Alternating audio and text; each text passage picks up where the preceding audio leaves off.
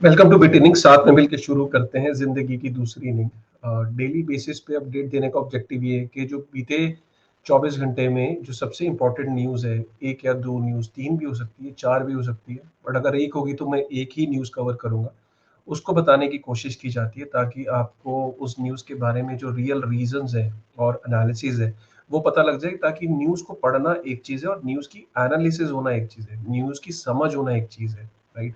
तो ये बहुत इंपॉर्टेंट है। आपको ये प्रोग्राम की जो फीडबैक्स मुझे आ रहे हैं बहुत पसंद लग रहा है। डेली बेसिस पे मेरा इस तरीके से आना, न्यूज़ को पढ़ना बहुत अच्छा लग रहा है आप लोगों को, तो thank you very much for the feedback. तो कवर करते हैं आज की जो सबसे इम्पोर्टेंट न्यूज़ है। आज की जो सबसे इम्पोर्टेंट न्यूज़ है मैं उसको फिर से हमेशा की तरह मैं कोशिश करता हूँ कि उसको अपने ट्वीट से पहले मैं कवर करनी करूँ। तो ये मेरा ट्विटर हैंडल है। तो ट्विटर हैंडल पे मैंने एक ये न्यूज़ मैंने एक ट्वीट किया जिसमें मैंने बोला कि इमेजिन करिए कि अगर एक दिन ब्रेकिंग न्यूज़ आए कि सतोशी नाकामोटो ने बिटकॉइन को छोड़ दिया है, तो आपको कैसा लगेगा?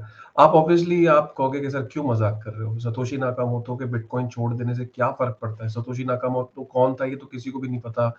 और बिटकॉइन तो बिल्कुल डिसेंट्रलाइज़ है। सतोशी नाकामोटो में डिपेंडेंट ही नहीं था। जो बिटकॉइन के जो डेवलपर्स हैं, पूरी दुनिया में फैले हुए हैं। कोई एक सिंगल डेवलपर नहीं है। बिटकॉइन को की जो नोड्स हैं वो पूरी दुनिया में फैली हुई है, हज़ारों कंप्यूटर्स पे। बिटकॉइन के माइनर्स पूरी दुनिया में फैले हुए हैं। तो बिटकॉइन को कोई एक एंटिटी इन्फ्लुएंस नहीं करती या एक इंडिविजुअल इन्फ्लुएंस नहीं करता। ये कंप्लीटली डिसेंट्रलाइज है। आप यही बातें बोलोगे ना। तो जब आप ये बातें बोल रहे हो तो इसका मतलब पता है क्या है? आप बेसिकली ये कह रहे हो कि बिटकॉइन डिसेंट्रलाइजेशन का एक बेंचमार्क है। मतलब बिटकॉइन के बराबर का, बिटकॉइन के इक्विवेलेंट, बिटकॉइन जैसा कोई प्रोजेक्ट नहीं है। बिटकॉइन को सब लोग बेंचमार्क करते हैं। मतलब बेंचमार्क का मतलब ये है कि सब लोग उसको देखते हैं कि अगर डिसेंट्रलाइजेशन तक पहुंचना है तो हमें बिटकॉइन के बराबर की डिसेंट्रलाइजेशन तक पहुंचना है। ये सपना होता है किसी भी प्रोजेक्ट का।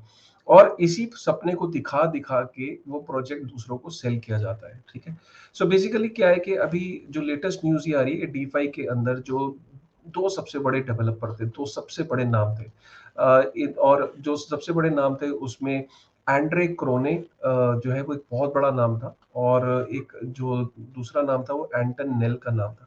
अब एंटन नेल और एंड्रे क्रोने, राइट, ये बहुत सारे जो डीफाई के प्रोजेक्ट्स थे उसके अंदर ये डेवलपर थे। व्हेन आई से डेवलपर, तो बेसिकली जब कोई प्रोजेक्ट बनता है डीफाई के अंदर या क्रिप्टो के अंदर, तो उसकी जो प्रोग्रामिंग होती है, राइट, उसकी जो स्मार्ट कॉन्ट्रैक्ट्स, जो उसके डेवलपर्स होते हैं, जो उसके स्मार्ट कॉन्ट्रैक्ट्स लिख रहे होते हैं, उसके एल्गोरिथम, उसके लॉजिक, उसके प्रोग्राम्स की मेंटेनेंस, उसके कोड की जो रख रखाव, उसका जो फ्यूचर कोर्स ऑफ एक्शन, उसका रोड मैप, ये सारी चीजें जो थिंक टैंक आप जिसे कह लीजिए, मैं इसको फाउंडर वर्ड नहीं कह रहा हूँ, बट कोड डेवलपिंग जो टीम होती है उसका बहुत बड़ा रोल होता है क्रिप्टो के प्रोजेक्ट में, ठीक है।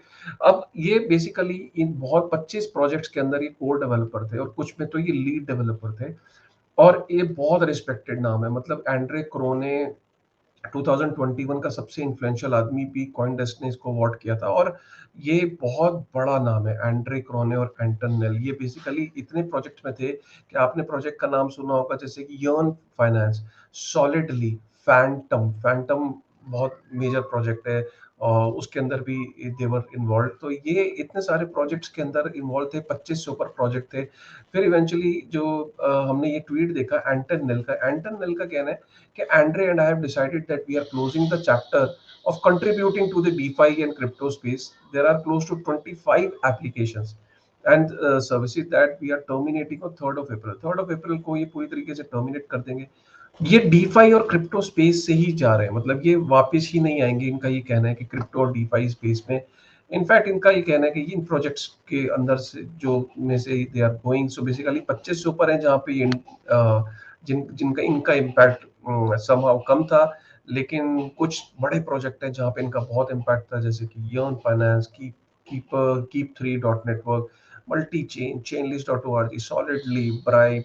सो ये काफी सारे प्रोजेक्ट्स थे जहाँ से ये लोग निकले। तो बेसिकली क्या है कि अब इनके निकलते ही अब हुआ ये है कि मार्केट के अंदर एकदम प्राइस करेक्शन आ गई है। अगर मैं बोलूं तो फैंटम के अंदर 13-14% का करेक्शन है। यर्न फाइनेंस के अंदर 13% का करेक्शन है। सॉलिड टोकन जो है वो 60% ड्रॉप हो चुका है। तो यर्न फाइनेंस भी अगर हम देखें तो 90,000 यूएस डॉलर पे होता था। वाईएफआई को कहते थे कि नेक्स्ट बिटकॉइन है, तो बेसिकली उसमें 90% तक का करेक्शन है। So all in all what does this mean? This basically mean कि इसका मतलब ये है कि बेसिकली जब आपको ये बोला जाता है, जब हम ये समझाने की कोशिश करते हैं कि स्टोर ऑफ वैल्यू के तौर पे सिर्फ अपने डिसेंट्रलाइज, जो कंप्लीटली डिसेंट्रलाइज है उनके अंदर ही इन्वेस्ट करिए, जैसे कि बिटकॉइन है।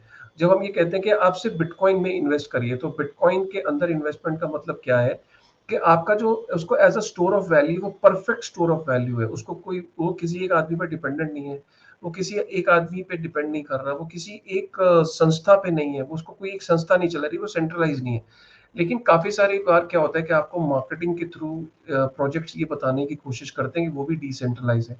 अब आपको इस एपिसोड से पता लग रहा होगा कि एक आदमी के जाने के बाद कितना इम्पैक्ट आता है। तो कहाँ से इसका इसका ये डिसेंट्रलाइजेशन का क्लेम तो है, लेकिन प्योरली डिसेंट्रलाइज नहीं है। यहाँ तक कि एफटीएम को, फैंटम को आना पड़ा आगे, फैंटम फाउंडेशन को, और उन्हें ये बताना पड़ा कि हमारे यहाँ पे सिर्फ एंड्रे रोने ही नहीं था, 40 से ज़्यादा डेवलपर हैं, जो, इसलिए हम, कोई एंड्रे रोने के जाने से हमें कोई फ़र्क नहीं पड़ेगा। हमारे और भी डेवलपर्स हैं जो फैंटम पे काम कर रहे हैं। लेकिन कुछ प्रोजेक्ट्स में इसका इम्पैक्ट ज़्यादा देखने को मिल रहा है। सो बेसिकली क्या है कि जब भी आपको, आपका बजट 100 रुपए का है सपोज, और आप 100 के 100 रुपए इस बात पे अगर किसी टोकन में लगा देते हैं कि ये आने वाले टाइम का बिटकॉइन है, आपको इसके तरीके की कोई बात के कहता है, यही कहता है कि ये पूरा डिसेंट्रलाइज है, इस, आपको कोई इंप्रेस करने की कोशिश करता है, आपको इंप्रेस होने की जरूरत नहीं है।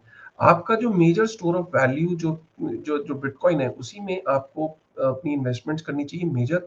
अब आपके, उसके अलावा आपका रिस्क अलाउ कर रहा है, सपोज कि आपको और कॉइन्स को एक्सप्लोर करना है, तो आप और कॉइन्स को एक्सप्लोर कर सकते हैं। जैसे कि आप इक्विटी मार्केट के अंदर अलग अलग, पहले आप रिलायंस में इन्वेस्ट करते हैं या म्यूचुअल फंड्स में करते हैं, सिक्योर करने की कोशिश करते हैं अपनी इन्वेस्टमेंट को। उसके बाद आप कुछ पोर्शन जो है वो रिस्क लेने की कोशिश करते हैं, आप मिड कैप में, स्मॉल कैप्स में। लेकिन कभी आप ऐसा करते हो कि सारा का सारा पैसा आप स्मॉल कैप किसी शेयर में लगा देते हो या मिड कैप में लगा देते हो। जब आप वहाँ पे ऐसा नहीं करते, तो आपको इस स्पेस को भी समझना चाहिए और यहाँ पे भी वो चीज़ें आपको अवॉइड करनी चाहिए। बहुत ज़्यादा ये स्पेस नया है, काफ़ी सारी चीज़ें यहाँ इवॉल्व हो रही है। अगर मैं डीफाई की बात करूँ तो 2019 में डीफाई शुरू हुआ था, 2020 में ये ग्रो हुआ और 2021 में बड़ा हुआ। तो अभी 2-3 साल ही हुए हैं डीफाई को, एनएफटीज़ को, या और जो चीज़ें ये इवॉल्व हो रही हैं। तो अब आप इवॉल्विंग चीज़ों में अपना सारा पैसा कभी मत लगाइए। क्यों? क्योंकि कुछ प्रोजेक्ट्स ऐसे हैं जो आज भी डिपेंडेंट थे 1-2 डेवलपर्स पे। तो अगर वो चले जाते हैं तो ऑब्वियसली उनका फ्यूचर जो है वो कटाई में पड़ सकता है। उनकी फ्यूचर ग्रोथ की पोटेंशियल कटाई में पड़ सकती है। यहाँ पे ये बिल्कुल भी नहीं मैं कह रहा हूँ कि प्रोजेक्ट के जाने से प्रोजेक्ट बंद हो जाएँगे। मतलब इनके जाने से, एंड्रिक रोने और एंटरनेल के जाने से 25 प्रोजेक्ट बंद हो जाएँगे, नहीं। या आपका पैसा कहीं चला जाएगा, नहीं। पैसा आपका स्मार्ट कॉन्ट्रैक्ट्स में, आपका चेन्स पे पड़ा है। सिर्फ इंटरफ़ेस हो सकता है कि बंद हो जाए। कोई वो उस पैसे को आप किसी दूसरे इंटरफ़ेस से आप एक्सेस कर सकते हो। स्मार्ट कॉन्ट्रैक्ट्स के साथ ईथर स्कैन पे जाके आप कॉन्ट्रैक्ट्स के साथ आप इंटरैक्ट कर सकते हो। तो वो बात अलग है कि आपके पैसे को कुछ नहीं हुआ, आपका प्रोजेक्ट सेफ है, प्रोजेक्ट्स एग्ज़िस्ट करते रहेंगे, चलते रहेंगे, लेकिन उनके फ्यूचर के पोटेंशियल पे आपको फ़र्क पड़ सकता है, और वो देखने को मिल भी रहा है। तो जो फ्यूचर के पोटेंशियल पे फ़र्क पड़ सकता है, तो वो अपनी जो गाढ़े कमाई जो आपने लगाई है, उसकी ग्रोथ पे भी फ़र्क पड़ सकता है। उम्मीद करता हूँ कि आपको ये अपडेट पसंद आया होगा, और आपको ये भी समझ में आया होगा कि जो डिसेंट्रलाइज़ेशन का 100% का कोई अगर क्लेम करता है, तो आपको वो क्लेम गलत नैरेटिव है। आपको ये ज़रूर कह सकता है कि हम कोशिश कर रहे हैं डिसेंट्रलाइज़ होने की, लेकिन कोई ये बोले कि हम ऑलरेडी डिसेंट्रलाइज़ हैं, ये बहुत, बहुत ही गलत आपको सेल किया जाता है। इन सारे सेलिंग टेक्निक से बचने की कोशिश करिए और रियलिटी को समझने की कोशिश करिए। यही बिटनिंग चैनल का ऑब्जेक्टिव है कि जो इंडस्ट्री में नए लोग एंटर कर रहे हैं, उनको दूध का दूध और पानी का पानी साफ हो जाए। With this thought, thank you very much.